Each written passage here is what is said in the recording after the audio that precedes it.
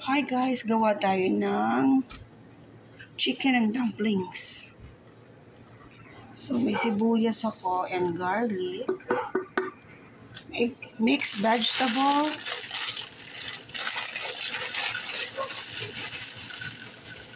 Frozen pa. Chicken cream. Milk and heavy cream or half and half.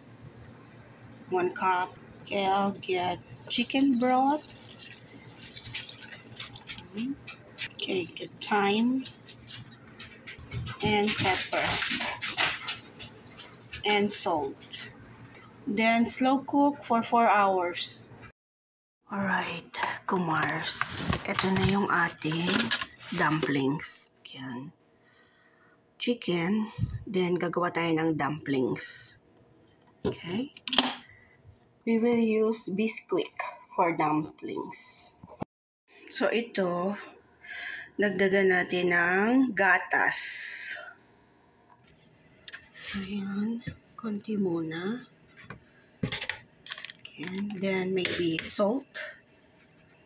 Okay, 1 egg para lang hindi magbitaw-bitaw. Okay? Okay, mix it. So ganito na yung consistency. Then bilog-bilogin natin. Okay? Okay, ganito ko Mars. Ikutin nyo sa flour. Yan. Yan. Yan. Konti lang. Okay? Then lubog. Lubogin. Okay, cook for another 50. Sana hindi maghulog-hulog. Yan ang ating lumobo. Pero kukok din yan, okay? And then add parsley.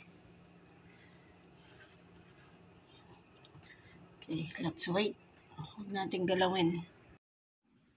Ito na ang ating chicken and dumplings. Okay, the dumplings. And the chicken.